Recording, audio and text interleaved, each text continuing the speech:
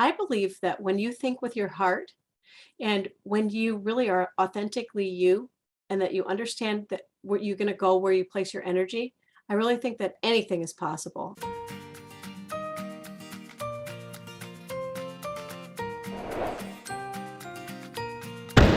Welcome back to the Modern Sage podcast. I'm Leah, your host. And as always, I'm very excited that you're here.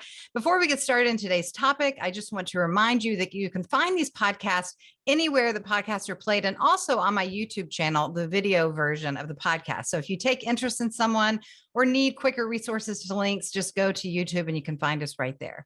Also, follow me on social media at Leah Guy Live on Instagram and Facebook, where you'll get information about workshops, events, retreats, these podcasts, and so much more. And you can also find that information on my website, leahguy.com. Now, a few weeks ago, I did a solo podcast about change. And the question that I posed was, is change in fact possible? Because as we know, when we're talking about other people, sometimes we have this belief or the saying that people can't change, or they won't change, or they can't change. Well, today I brought in an expert to have a more thorough conversation about change, because for me in my work and in healing work and in our personal and spiritual evolution, I think this idea of change and how do we actually do it is one of the things that it is. It's at the crux of everything that we do, because we're always evolving, and I believe we're always changing. So we have Elizabeth Hamilton-Guarino with us today, who is an author and a master life coach. She's also the founder of the Best Ever You Network, and her books include her latest one, which is the Change Guidebook, as well as 7 other books. So I want to introduce to you Elizabeth and join us in this lively conversation. Elizabeth, I'm glad that you're here. Thank you, Leah. It's so nice to be here with you. Yeah. And have a conversation about change. Yeah. Well, I don't know if you heard my podcast or not. It doesn't matter, but we're going to dive into the deeper topic of change, and not only just the topic of change, but your input and guidance for people of how they can actually make change that lasts, because we all know that there's things that we can change right here, right now. And then before you know it, we're going back and we're doing things the same old way in a week or two, whether that's right. Exactly. Yeah. We get on that hamster wheel. But I think, and I think that's what's frustrating for a lot of people. So let's dive into your book and a little bit about you and your work, so that we can understand what you're bringing to the table as far as how is change not only possible, but sustainable, and have it last in our lives where we have a different experience. So tell us a little bit about your book, The Change Guidebook. So the Change Guidebook, it's a new release out in April, and it takes readers through the 10 points of change. And what I really want to do with the book is really meet people right in that moment of that uncertainty, that fear, that confusion, the blurry part of change, and help clarify it, help really make it clear so people see a path forward through change and navigating change, whether it's a change that you saw coming or not. Okay. So let's pause there, because I just want to right away, what comes to my mind is, why is change so confusing? I mean, I think maybe what happens is people really want to change, or they know that they need to change, but they either don't know exactly what they want the change to be, or the how to implement change. What do you think? Which one of those is the more all of upsetting? that, All of that. which just makes it such a powerful topic. There's different avenues we can go down with change, but I think one of the biggest reasons why people get stuck in those moments is because we're really creatures of our comfort zone. If you think about it, it's really uncomfortable sometimes to change, especially if you think the work involved and the action steps involved. Am I taking the right action, or am I just going to wind up back where I was? All of these things. So it's an important conversation, and I do think it's how we approach change. I think a lot of it starts with our mindset.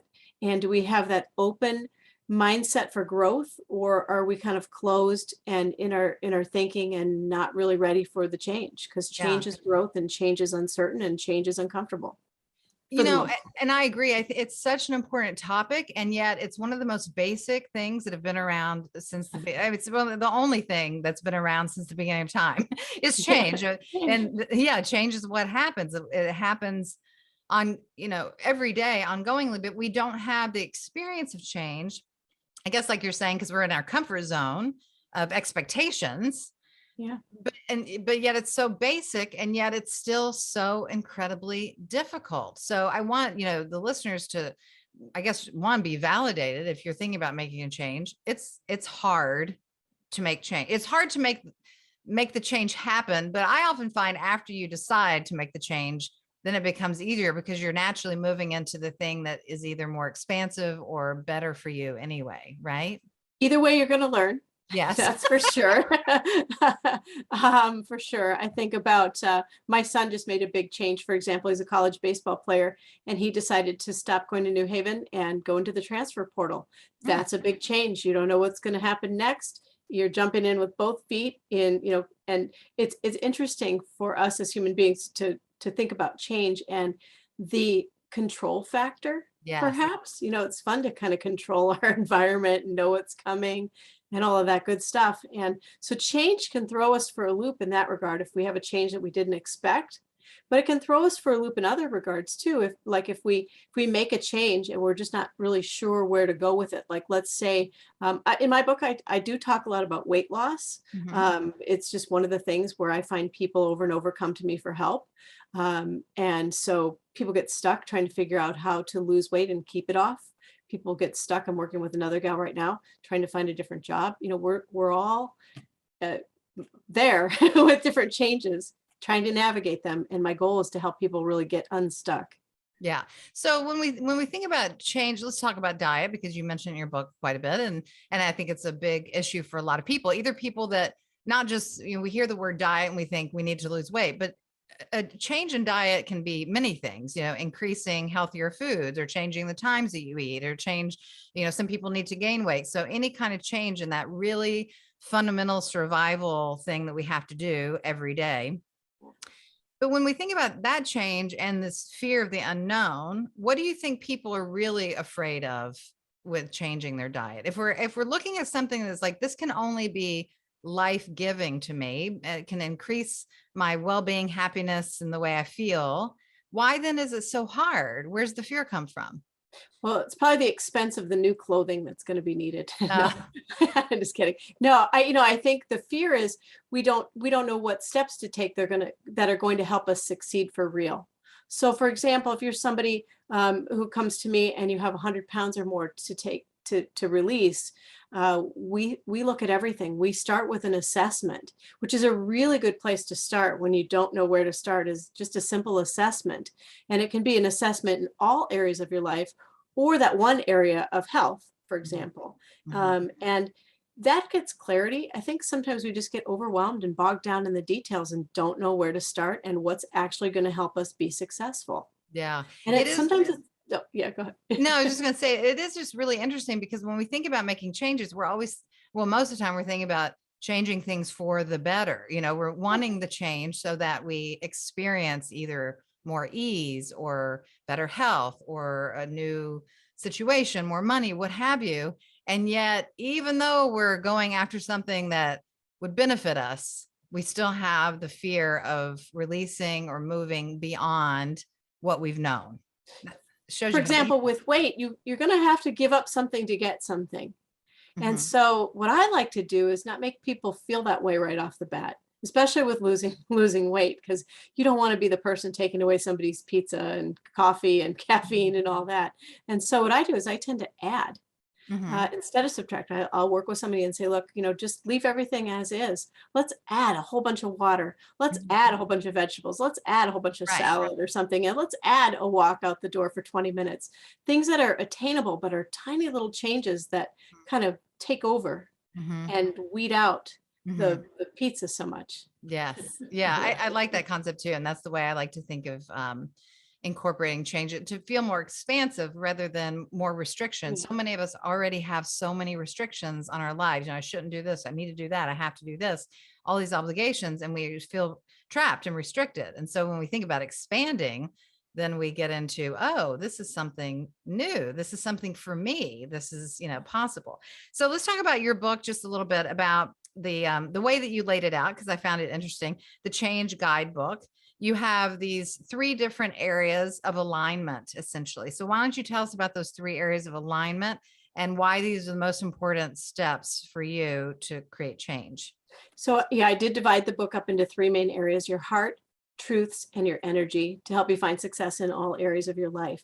And I believe that when you think with your heart, and when you really are authentically you, and that you understand that where you're going to go, where you place your energy, I really think that that anything is possible. I really do believe that anything is possible. Mhm. And by energy, I mean action, the actions that you take and so forth. Mhm. But one of the really big things that I like to do to help people change is to really go from here to here, and to Mhm. really think from right here. Those who are Make just this your, listening, that yeah, would just right here. her Oh, head to her head heart. to your heart. Yeah, sorry. And go right here and really think from your heart. Mhm. And I also think that the world really needs you, authentic you, meaning not fake you, not who somebody else wants you to be, who you think people want you to be, and all that good stuff that goes with trying to be your, just simply be yourself out in this big wide world, but authentically you. We need you to show up as you, Mhm. because everybody has these beautiful gifts and talents and they're unique. There's only one you. And Mhm. it's so cool when people show up as themselves and really understand how to align with their heart, with their authentic selves, and then with their actions as well. It's a wonderful place to be. And why do you think it's challenging for people to align with their heart and their truth And their energy. and their I energy? think sometimes, one area is off usually, and you can feel it when all of them are in alignment. It feels like success. It feels happy. It feels like you're achieving. It feels peaceful. All of those things. So I really help people connect with their most peaceful self. And if Mhm. they don't know where that is, or if they've drifted away from that, we help reconnect or Mhm. connect to that always. You always know how to get back to your most peaceful self, to center you and ground you and so forth, uh, especially when making change. Yeah. So, on a personal note, why don't you share with us something in your life recently, if you will, that's been a challenge for you, or a change that you recognize that you need to make personally, and that's been challenging, and how you worked yourself through that? Sure. Well, where do I start? Yeah, any of them. Yeah, where do We'll I listen. start? Boy, I think one of the things about me is I'm 52 years old. Yeah, sometimes I think I'm 53 or 54 even. I'm not sure how old I am, Yeah. but I'm over 50 anyway. And I have four sons.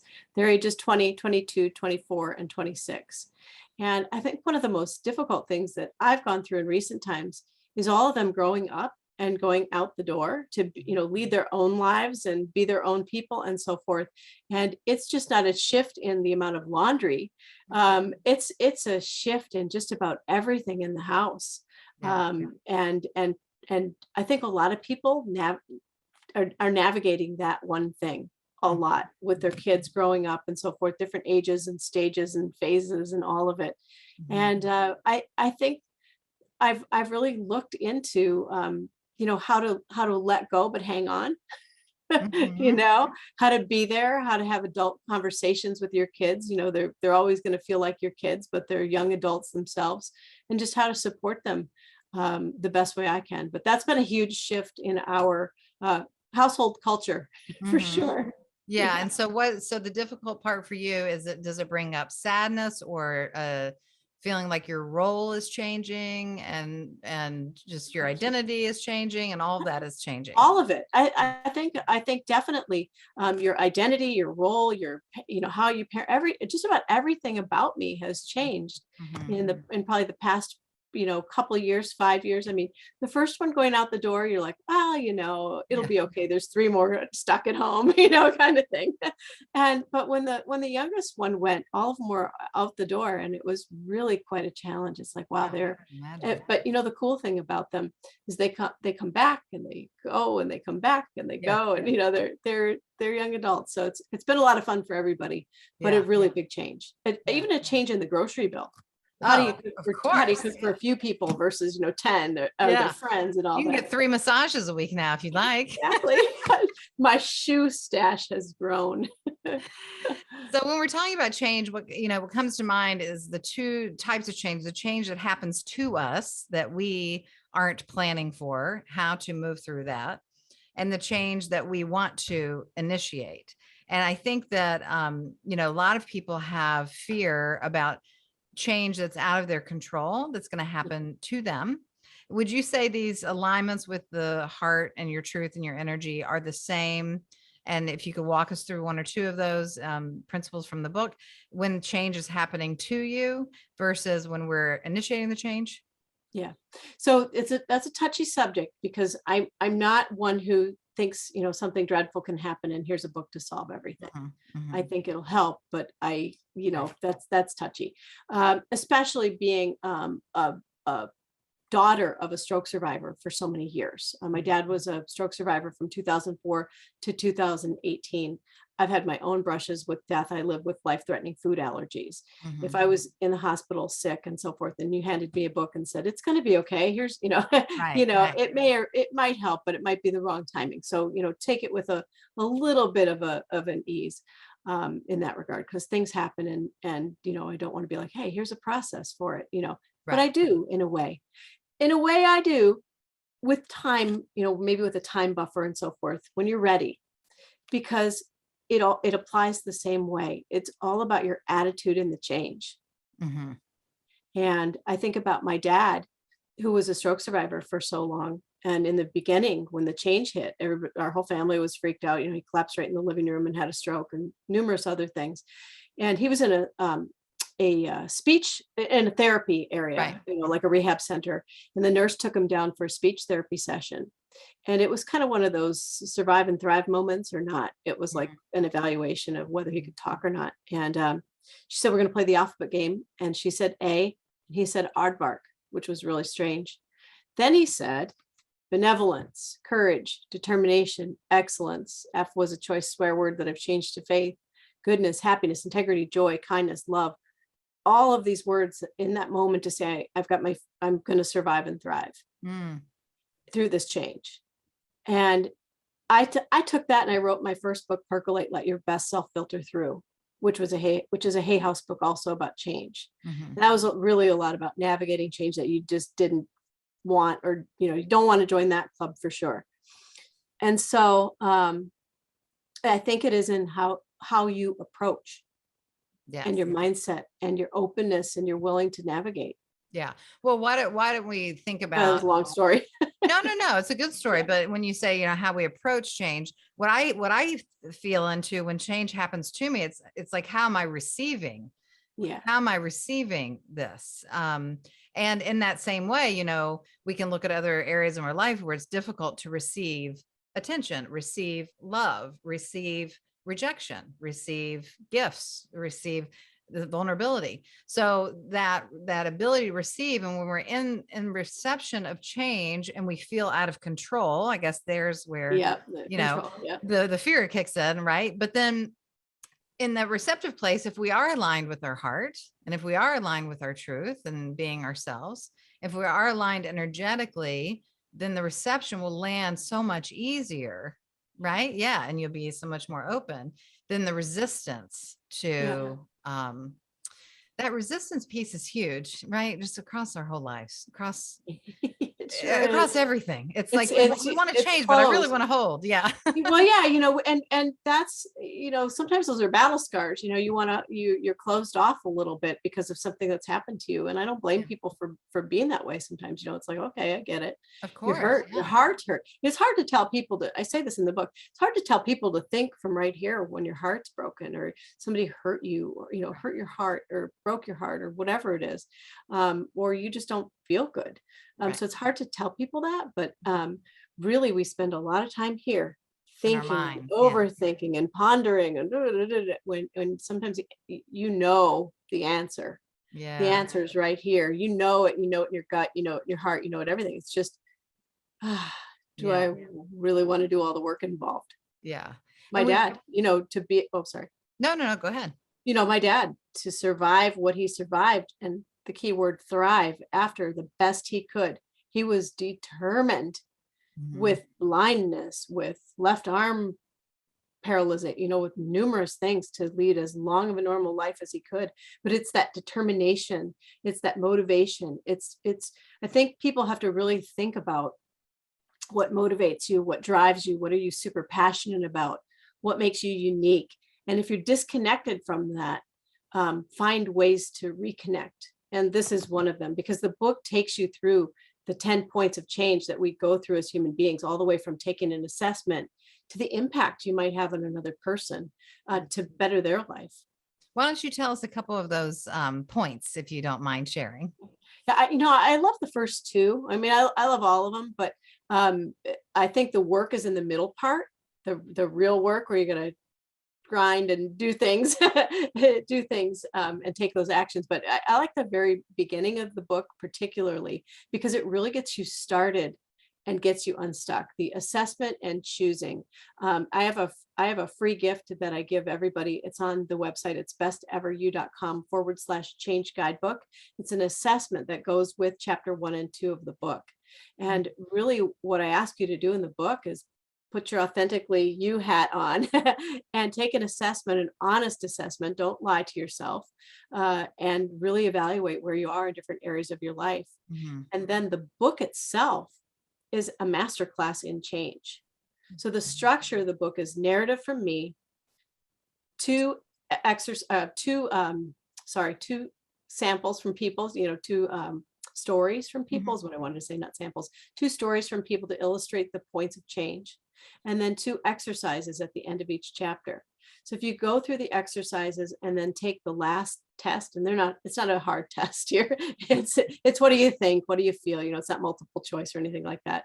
And you can get a masterclass in change. And it's like another tool for your best life toolbox. Just helps you learn a little bit more about change so that when you do encounter change one way or the other, hopefully it's a little easier. Mm-hmm. So many people obviously now going through COVID and still going through COVID. Still going through COVID. Yeah. I think this sense of overwhelm, just people are overwhelmed with how much more can change, and so yeah. How do we maintain a sense of groundedness in where we are and who we are, regardless of all the things that are changing around us? Because for a lot of people in the past year or two alone, they've had quite traumatic experiences of loss or losing their jobs or daily routines, or, being around your partner for 24 hours a day now, or not being, being isolated completely. So there's been so much overwhelm. I feel like that maybe people are kind of burnt out on, come on, I just need a minute here to not change. And is that okay? Yeah, but I don't know if it's real because things are still going to change. Right. Things are always changing. Yeah. And so I get it. I'm one of those people, it's exhausting. It's been a lot these past few years. And I think one of the reasons I thought about that question a lot. I'm like, oh, I think about it a lot. I'm like, we've had a lot of change. Do we really need more? I'm not necessarily, I can talk. I'm not necessarily saying that you need to take my book and make more change. You can also take my book and understand what's happened, how to navigate change, and how to navigate forward. I think the book meets us in this moment of the pandemic and so forth and helps you move forward. You can also use it to make a deliberate change. But if you read the book, there's some stories in there, like our own son Quaid. He talks about navigating COVID and being that freshman in college and being yanked back home, suddenly, and so forth. But yeah, there's a lot of people who can't tolerate any more change. And I was really aware of that and didn't really tiptoe around it, but made it so that the book was useful toward people who are sick of change too. Yeah. Yeah. Well, and I think it's important to, continue to circle back to that place of having compassion for yourself, having understanding for yourself and recognizing, that, we can find moments of peace and solitude and stability within ourselves, even amidst a lot of change. And even when we feel out of control, and that's the work. And I think also too, one of the big takeaways that I hope people really get from the book is a sense of time management, because there really isn't anything like the pandemic that we've gone through to really understand how precious your moments are, how precious time is. I mean, we are not entitled to time at all. Mhm. And so if you think about that, one of the things that I really hope that people do is stop and pause and Mhm. think about how you're spending your time. You get so many moments. What exactly are you doing? Right. And get Yeah. really clear about it, because you don't really want to waste time, but you also don't want to be going and not have Yeah. that focus and so forth. So I like what you just said. And that's connecting with that most peaceful part of you to understand what calms you down in the face of crisis, or Mm. calms you down in the midst of changes that you don't want, or whatever it is, so that you know how to balance you with your heart, your truths, and your energy. Yeah. That's alignment also. Right, exactly. And also, through the pandemic, I was thinking and encouraging all of us, that the beautiful, wonderful aspect of change, which is like a change of scenery or just a change of energy. And we forget, we get so comfortable and sort of lazy and just kind of complacent in our own fields and our own homes and Yeah. routines and so forth. And, my thing was, let's just mask the hell up and go anywhere to see something different, outside, take a drive, what Yeah. have you, just to experience that change of energy, the change of scenery, the change of colors, the change of everything. Can be really, really, it's like a cleanse, it's been very cleansing for your system. And I think people just in those simple ways, we forget to do that. It's just like, let me just drive down the street and, drive through a new neighborhood or take a walk in a new park. Yeah.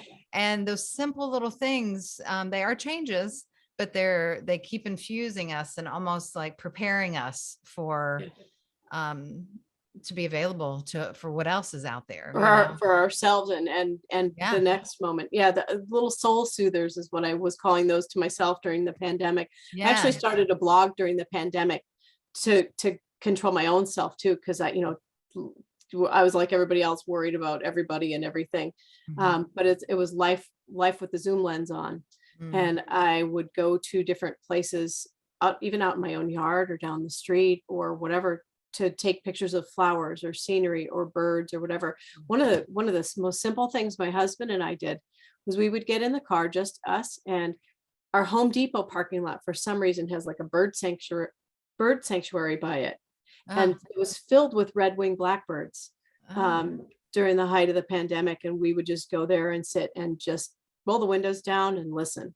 yeah. Just Yeah, and we also bought a grill, like a not a grill, a gas fireplace for outside, so that we could just sit outside and just chill out. Mhm. Just little things that make you happy, Yeah. and that's part of being authentically you. Sometimes in the face of these moments, you have the opportunity to slow down, pause, and Mhm. figure out what creates a continued slowdown and pause for you as things get really, really, really busy. It's sort of a little bit of a discovery. And I noticed a lot of people had never done that before. They're like, Yeah. pause and slow down, huh? Really? Yeah, exactly. And And I'm that like, can, yes, yeah, pause it and can slow be a down. humongous change in a person's life. And like a mindful change in that way can be one of the best things a person can do. We're so used to like, I need to do this, I need to change that, I need to make this happen. Yeah. But what about the change of how can I enjoy these moments, as you say, and maybe get a little quieter and change my routine to where it serves a different part of myself and supports me a little differently, Yeah. even that can be difficult for people, because we want to turn on the TV or we want to have the music blaring, distractions going, and we need to feel useful somehow. And even that kind of change can be very intimate and very vulnerable Yeah. to learn to get quiet or to take a pause Yeah. or I to have one hold person I it. worked with. Yeah. It's a great thing to talk about, to take that pause. Some people meditate, there's all sorts of things that people do, but Mhm. just to be able to sit with yourself quietly for even 10 minutes, Yeah. 15 minutes, Yeah. for some people, 1 minute is a challenge. Yep. I worked with a gal who could not sit for 1 minute, like, for real. I'm not kidding, for like Mhm. 1 minute quiet and just Mhm. just reflect. And she's up to 25 now. And Awesome. so that's a really big change. But what a shift in your energy, because sometimes when people sit quietly, they go through the list of every single thing that they need to be doing other than sitting quietly. And so getting your mind to quiet until that doesn't happen is challenging Yes. for a lot of people. Yes. I know if you had sat me down and said, yeah, let's just pause in the middle of me having a 2-year-old, a 4-year-old, a 6-year-old, and an 8-year-old, I Yeah. would have laughed at you. Right. Exactly. But I still would find my moments, of course. Yeah. Yeah. Yeah. That's I would have great. made a joke about it. You want me to do what? Yeah. Well, Okay. I appreciate your work, Elizabeth. And I think the book and all of your work is helpful to so many people. So I want to encourage those who are listening or watching.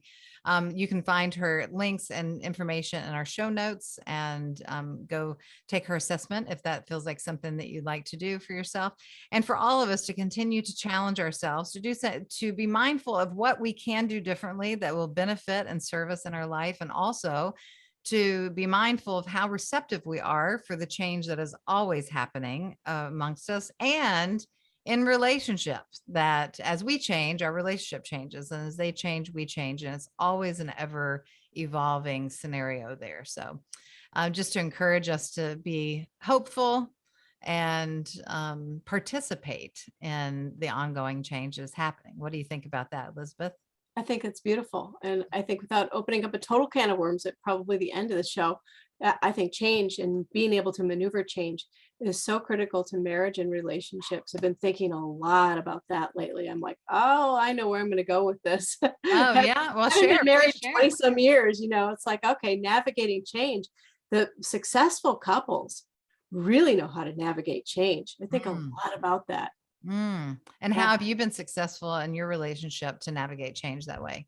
A lot of navigating change, actually. Just, we grow. I mean, my husband and I have been married for, 24 years now. So if you Mhm. take that back, it's like, wow, we're getting older. There's just so many changes to navigate, and just taking a look at people and allowing them to be who they are. Just, Acceptance, right? yeah, just accepting all the 10 points of change happen in a relationship, and they Mhm. happen all the time. They're whirling around all the time. And so if you really think about your relationship, navigating change and how you do that is so important. But yeah, we do marriage, we call it marriage maintenance. Okay. We have chats about change and chats about how things are changing. We had a really long chat when the boys started moving out. It's like, okay, we don't want to. It seemed to me, I wrote this in the book too. It seemed to me like everybody, once the kids moved out, headed for divorce court. Oh, It was wild around here, and I'm like, oh yeah, let's not let that be us. And we were like, no, no, no, that we don't want that to happen. So yeah. we just had open communication Yeah. and chats about how we change, because somebody may want to suddenly become a rock star, and you're like, what? Yeah. Or whatever it is. I know my husband's haven't had to navigate with me to write books, do Mhm. best ever you. I've had to navigate with him to do his businesses, and just all sorts of change all the time. Yeah, it is. It's a perfect Cool. place to practice, right? Yes. Yeah, it's It is. cool if you allow it to be. It's what you kind of Yeah. allow as far as that open mind goes. So it's Yeah. pretty cool. Yeah. Yeah. Well, recently on Instagram, I posted, the quote about that we suffer when we attach to that which is meant to be fluid. And of Mm, course, change is meant to be fluid because that's what it is. yeah. And it's the same way in relationships too. Even the relationship itself will change in so many ways. Oh Its yeah. intensity and its in the way it evolves and holds its container, so many things. And then the people within that change constantly as well. So I think that is some of the best advice is, to stay adaptable and stay accepting of other people and accepting of ourselves, of, what, there's this desire here. It needs some time, some curiosity, some attention from me. And there's no harm, and no harm, no foul. I guess if one person wants to change, and move to another Yeah. part of the world, Yeah. and Some things are like, yeah, yeah, it's some more things are just difficult. gonna probably you're gonna have to either maneuver or, make Yeah. different changes and so forth. But Yeah. I think allowing people to breathe. Right. We've always said that, just, breathe, just allow me to breathe. I'm not going anywhere. I'm not doing it. Just breathe. Yeah. Right. And Right. it's important in a relationship to not bottle it all up and put a cap of fear on it or anything like that, but just, let it be. Yeah. That's Yeah. good. It's good stuff. Well, thanks, Elizabeth. And we are going to end the show now. So you can find Elizabeth's information in our show notes. And I'm so happy for you and your books and continued success in helping other people. We really appreciate your work. Thank All you right. very much, Leah. Yeah, you're welcome. And for all those listening, we will see you next week on the Modern Sage podcast. And please, if you like this show, give us a rating, a review, leave a comment, or share it with your friends. It helps so much to spread the inspiration and the information so that we can all live our best lives. All right, take good care.